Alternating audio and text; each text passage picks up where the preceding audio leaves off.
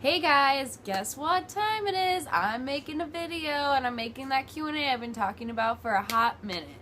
So here I am and I'm just gonna jump right into it and I'm gonna try my best to go through my Tumblr right now and pick out ones that I maybe haven't answered before so I'm not like repeating myself. When you get old, would you rather live in the city, by the beach, or in the countryside? Okay, so talking about like old, see, old to me is like, I honestly don't really want to live past like 50 because I feel like after that it's like so hard to do anything you really want to do. Not saying it's bad for anyone who wants to live till they're old. I just personally would rather die younger. So for me, I guess when I'm, in my 50s, I guess I'd probably want to either be by the beach or, I don't know. I probably would want to live by the beach, being older, it just kind of sounds like, when people retire and stuff, they like want to go live by the beach. So, which inmate would you be at Litchfield? Alright, so I don't really think that my personality really matches with like anyone on there, or like I can't really say that I'd be anyone. I can say that my favorite Orange is the New Black character is Nikki, and now that I'm going to be spoiling things if anyone hasn't watched it, now that she's not in it, or I don't really know what's going on with her, but she wasn't in the last couple episodes, so I'm definitely, I'm torn. I mean, I didn't really like Piper this season. Like, she kind of irritated me, so Alex I'm bored of. Was super cool to see Ruby in there, though. I mean, girl is fine. We all know that. So, I don't know. Honestly, I mean, I guess I like everyone at a certain point in time. What's your personality type? Are we talking about that, like, test thing? It says I'm a, what is it called? Extra, or the outgoing one. But I also I like to think of myself as like an introvert as well, because I do like to keep to myself a lot. If I get comfortable around people, I can be like a total and utter spaz, and I can be silly, and I can just be myself, but it just depends on who I'm around. So my favorite thing to do when I'm sad. When I'm sad, I guess I'm more of like one of those people who's like, when they're sad, they like to feel more sad. So like, I'll make myself sadder. It's the weirdest thing. Like, I'll make myself cry more by like listening to music that like, irks the nerve, or like thinking about a million things other things that'll make me upset. I don't know why I do that, but like, I just get a good cry out, and then when I'm done crying, like, I'm over it. Like, once that crying's over, I'm good. It's kind of like think. It says work to live, live to work. Which one are you?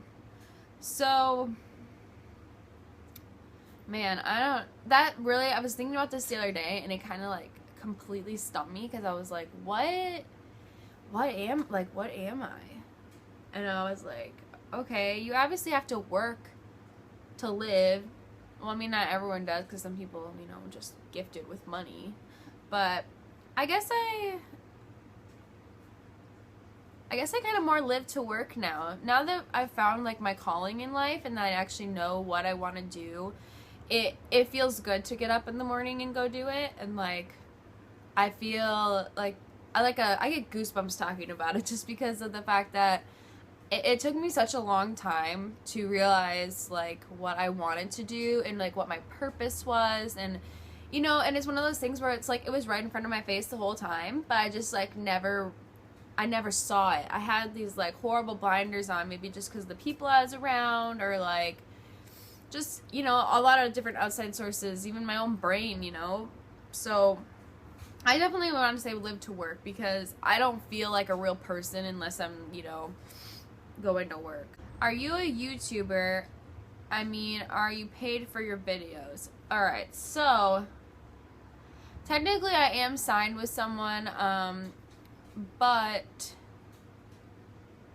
I haven't really gotten paid yet, because you have to make so much money through them before they'll actually pay you or something like that. I don't really know how it works. I don't really do it to get paid. I mean, I'm like into doing like sponsorships lately, as of recently, kind of be more open to that aspect just to make some extra money, which, you know, I mean, a lot of people who do YouTube, it's like, you know, obviously they get paid for it because, you know, the money is nice, but I mean, most of the time I just do it because, I don't know, I just like to sometimes sit down, like maybe like once a month and just talk to you guys, and you seem to somewhat like it, so I mean, just that in itself is rewarding enough for me, and it's not like I really have a life, so it gives me something to do.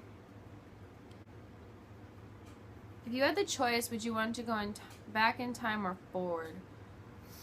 I don't like to say that I regret decisions I've made, but the truth is like I wish I would have made a lot of different decisions when I was younger. So I'd like to go back because I feel like I could be at a totally different place than I am right now, and there's like so many things that I could have done to make my life easier as of right now, or to make myself more successful, or to make myself less poor.